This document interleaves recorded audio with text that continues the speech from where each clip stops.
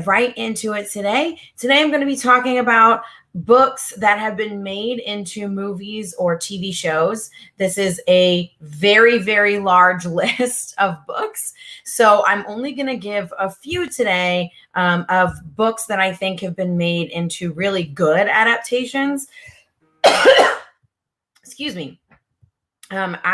These are some of my favorite adaptations that have been made into movies or TV. So just to let you know, there are only maybe 5 or 6 of them today, but clearly there are like gajillions of them that exist. So this is a curated list of what I think are some of the best adaptations of books made into movies and TV shows.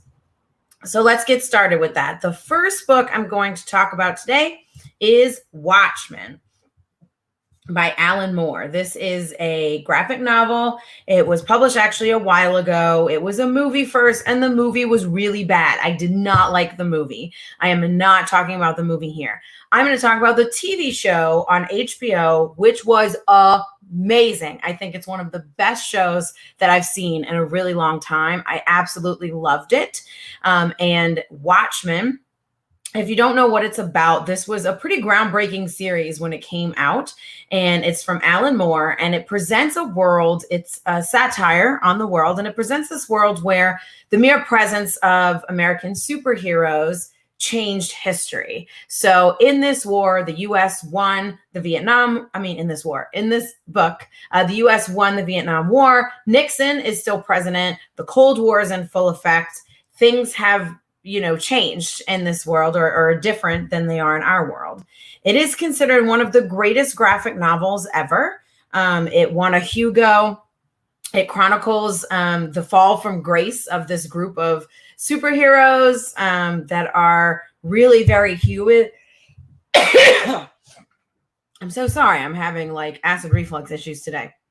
But these superheroes are pretty human, and they're more like vigilantes really than superheroes. But the concept of a superhero is really dissected in this graphic novel.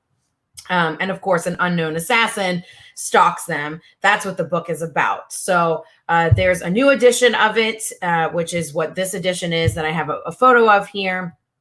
And it's like recolored pages, higher quality, etc. And the TV show was so good. I think it was an excellent adaptation of this.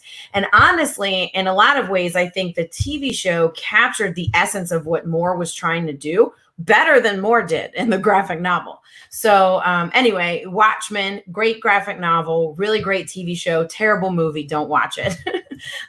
So go ahead and purchase that. The Watchmen. If you haven't read it, you really should. Next, I'm going to talk about Hocus Pocus and the all-new sequel. Hocus Pocus is one of my favorite movies like ever. I loved it as a kid. I am right in the target demographic. I think I was like 10 or 11 when this movie came out.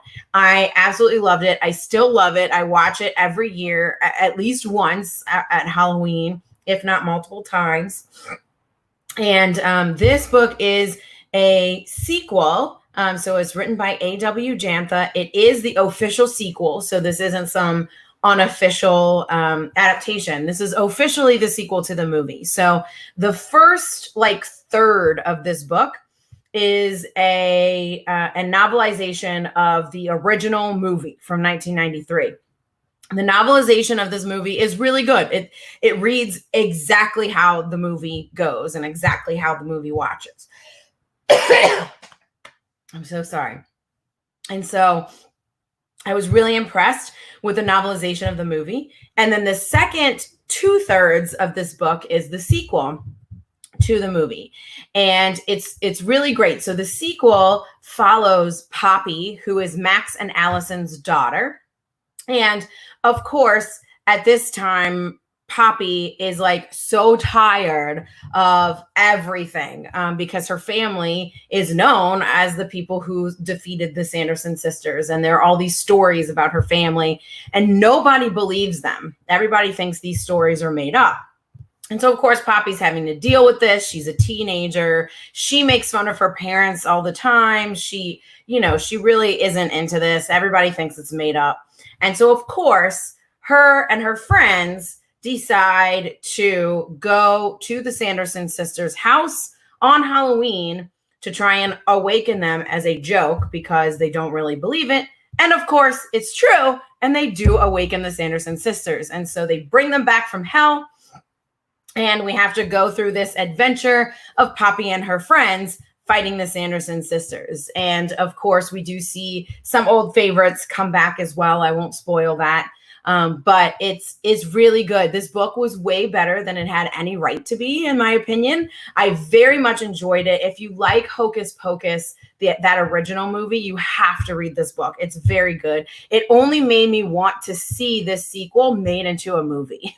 So it's very good. It's really exciting. So go ahead and purchase that if you like Hocus Pocus. I think you should definitely read Hocus Pocus and the all-new sequel by A.W. Jantha.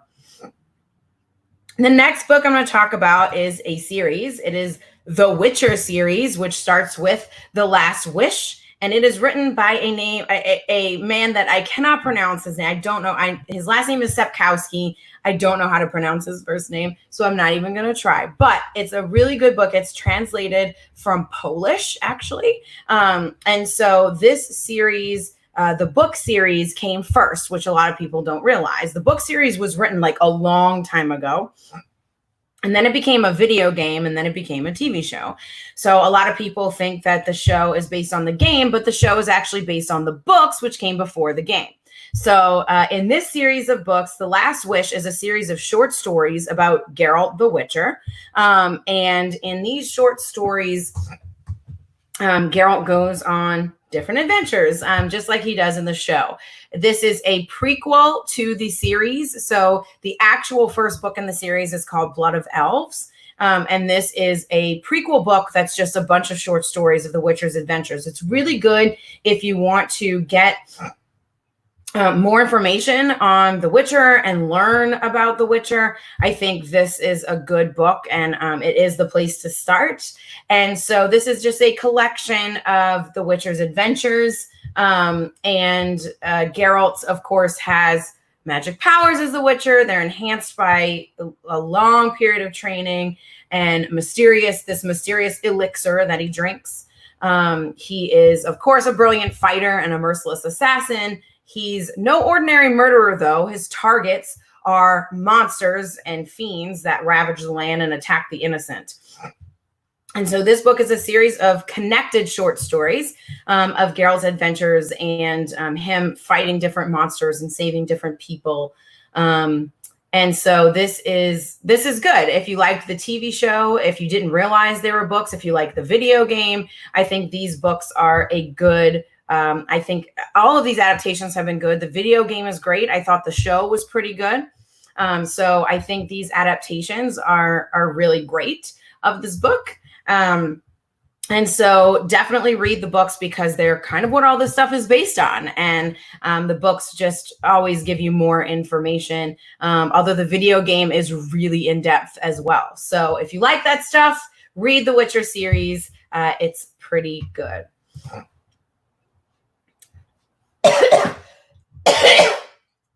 I'm so sorry. I'm really having issues today.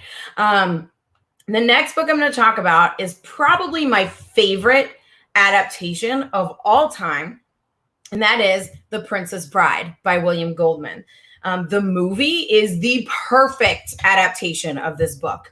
I feel like if you read the book, it is almost word for word exactly the movie. If you love this movie, you have to read the book. The biggest difference between the two is that in the book, you get the backstory of Fezzik and Inigo and how they met. And so that you don't really get that in the movie. And Vizzini, I think, is also in there. So Vizzini, Fezzik, and Inigo, you get this backstory of how they met and how they kind of got together. In the movie, they're already sort of a band. And in the book, it goes into that backstory and shows you their sort of origin story of how they got together and why they're traveling together. And it is very good. So you should check this out. If you love The Princess Bride, you have to read the book. It is again, almost word for word the movie, or the movie is almost word for word the book, because the movie is a book adaptation, and they did such a good job adapting this book. So it's a wonderful book. It's just as funny and silly and charming as the movie. So definitely check this one out if you haven't read it yet. You absolutely have to. The Princess Bride by William Goldman. Next, I'm going to talk about Leviathan Wakes, which is the Expanse series. I think this is another really great TV adaptation. These books are good, and they are action-packed and really fast-paced. And I think the show has done a very good job of adapting them. It doesn't necessarily go exactly in order of the books, but I think the changes that the show made really make sense for the story. And so Leviathan Wakes is the first book in the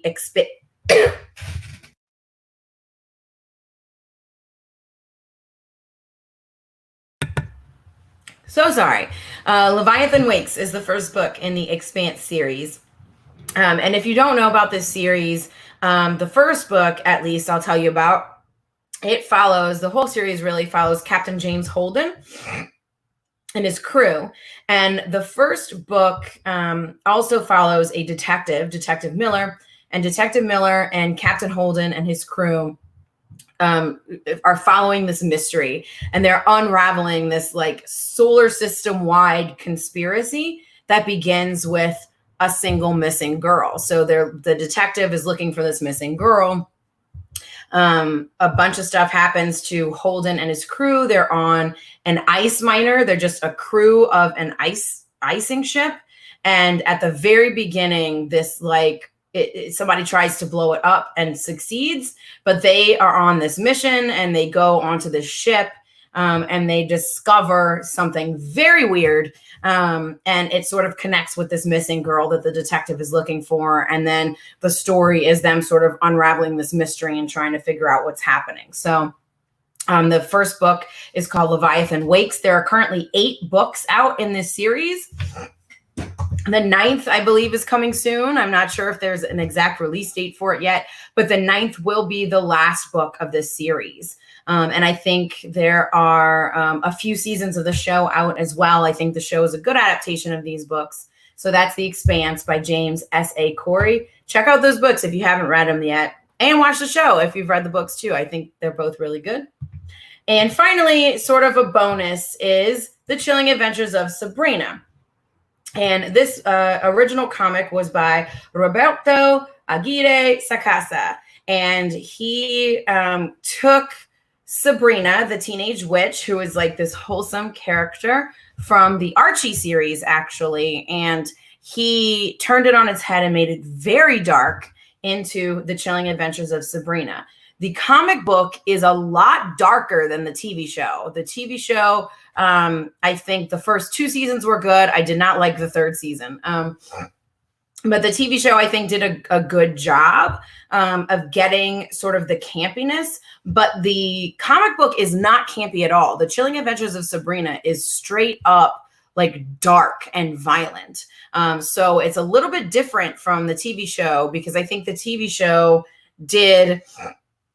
leaned a little bit more in like the fun, campy. I mean, it's still dark, but it still leans in that direction. The comic book does not do that at all. The comic book is straight up just violent and dark. So just keep that in mind. There is an occult version of the comic book, which is what this cover is for. And that contains everything so far, all of the issues of the Chilling Adventures of Sabrina comics.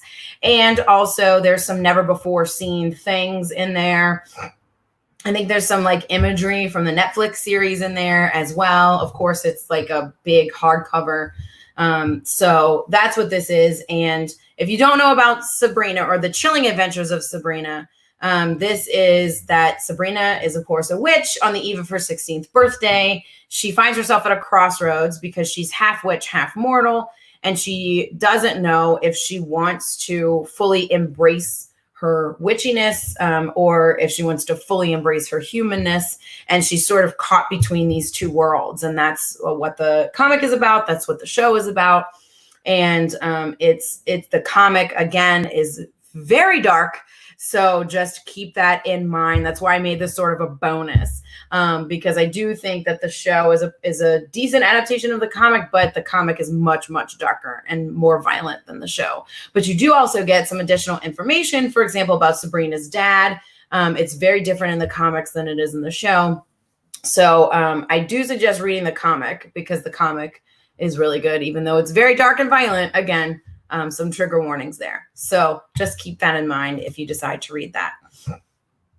So all of the books that I talked about today, I talked about Watchmen by Alan Moore. Again, the comic is very good. The movie is really bad. The TV show is excellent. One of the best shows I've ever seen. So Watchmen by Alan Moore. Hocus Pocus in the all-new sequel, which is actually a reverse adaptation. The movie came first and then the book.